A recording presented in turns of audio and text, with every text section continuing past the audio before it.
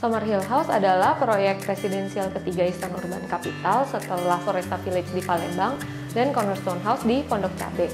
Mungkin dari kalian juga penasaran nih gimana desain proses yang kita dari developer lewati bersama dengan tim arsitek untuk menciptakan perumahan ini. Jadi awalnya itu kita lihat emang di pasaran sulit banget nih nyari perumahan yang didesain, dikonsepin dengan baik dan harganya juga affordable. Kita lihat itu tuh masih jarang banget sih, kebanyakan developer masih kasih desain yang ya standar lah, biasa aja. Dan ini tuh selalu jadi titik tumpunya Eastern, kita mau kasih hunian yang didesain dengan baik, dengan konsep yang matang dan juga affordable untuk pasar. Dan zaman sekarang kan kita lihat kebanyakan pembeli kita itu yang professional, yang pasti mereka tuh nyarinya yang nggak biasa-biasa aja rumahnya, mereka mau yang didesain dengan baik. Nah, karena itu pas kita dapet nih tanah di Bukit Indah ini, kita coba untuk develop perumahan yang bisa sesuai sama standar desain kita. Dan setelah kita plot nih master plan-nya, kita coba untuk cari arsitek yang bisa bantu kita desain ini supaya bisa efisien ruangnya dan juga semua ruangannya itu kualitasnya baik dan sehat untuk para penghuninya.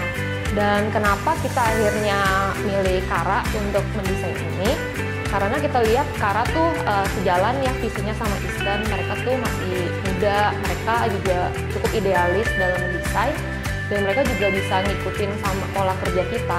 Jadi kita dikasih tantangan sama pihak Eastern Urban Capital itu buat ngedesain hunian dengan ukuran 7x11 itu harus memiliki fasilitas 3+1 kamar tidur. Desain konsep kita tuh karena ini perumahannya kita gak bisa bilang terlalu besar, jadi gimana caranya kita membawa kesan luas ke dalam rumah ini.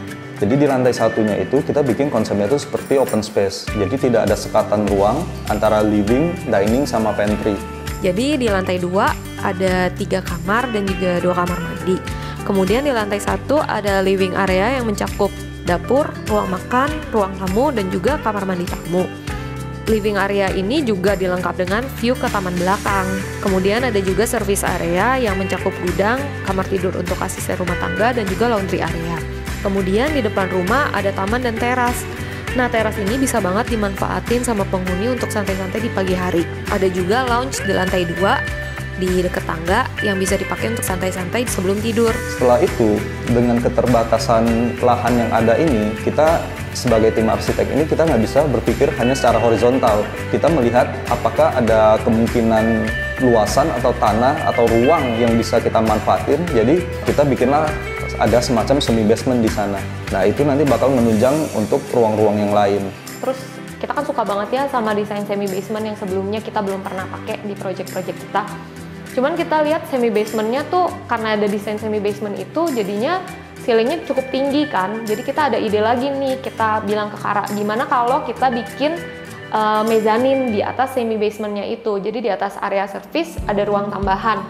Akhirnya semi basement itu atasnya kan ada mezanin, itu kita bisa kasih ruangan lebih untuk calon pembeli, mereka mau manfaatin jadi apa aja. Dan menurut kita itu tuh bagus banget untuk orang yang mungkin butuh kantor di rumah dan maunya terpisah dari kamar tidur. Karena kan beberapa orang pasti ada yang maunya punya office di rumah tapi nggak mau tercampur sama ruangan lain karena mungkin lebih susah untuk fokus gitu kan. Jadilah ada ruangan yang bisa kita manfaatin.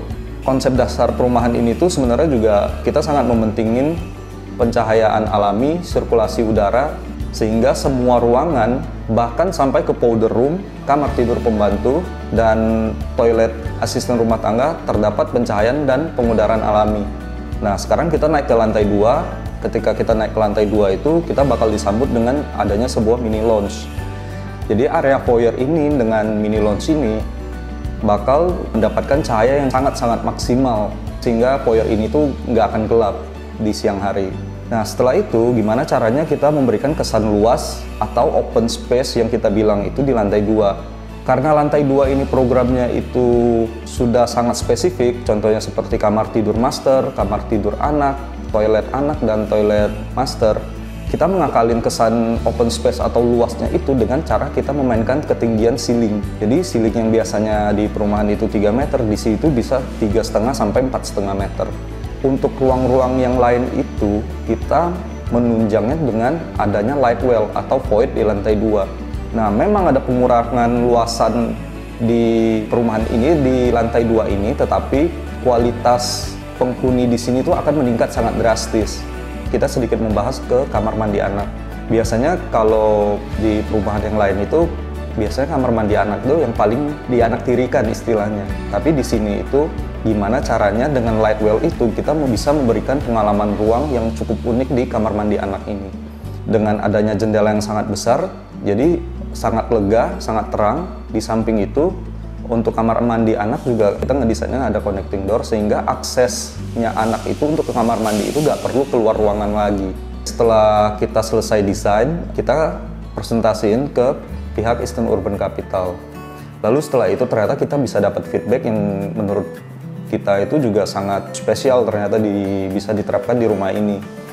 Dengan tadi konsep yang kita ada semi basement, ternyata kita bisa nge-provide satu ruangan lagi di area mezanin, yaitu ruang office. Setelah melalui beberapa proses desain sama Kara, kita suka banget nih sama desain yang udah mereka keluarin. Cuman kita mungkin ada kasih feedback juga pastinya. Habis itu kita juga lihat nih dari Kara kan ada kanopi yang keluar ya. Kita pikir wah ini bagus juga sih. Jadi kita nggak perlu nambahin atap kanopi untuk carport lagi. Jadinya lantai 2 yang menjulur keluar itu bisa sebagai kanopi juga untuk mobil yang diparkir di carport. Setelah desain layoutnya kita udah suka nih, tinggal beberapa feedback aja dari kita mulai finalin desain untuk fasadnya.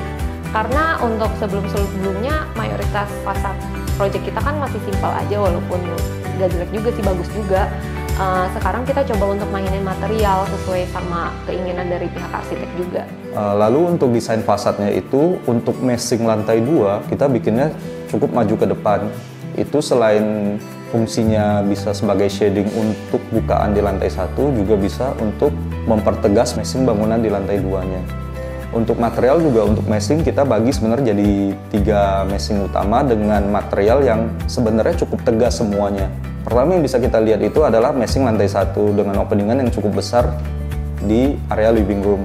Yang kedua itu adalah di bangunan lantai 2 dengan topian atap yang sampai membungkus ke dinding, dan dengan transisi kisi-kisi kayu kita masuk ke meshing yang ke area foyer atau yang batu alam tersebut. Jadi sehingga 3 kombinasi meshing ini dengan materialnya masing-masing memberikan satu kesatuan yang padu. Nah, begitu kira-kira proses desain yang kita lalui bersama Kara Architecture untuk mendesain sama Real House. Pastinya untuk proyek-proyek berikutnya, kita dari Eastern Urban Capital akan selalu mencoba untuk mencari desain yang lebih efisien dan juga lebih bagus. Tentunya untuk kalian, para calon pembeli. Terima kasih.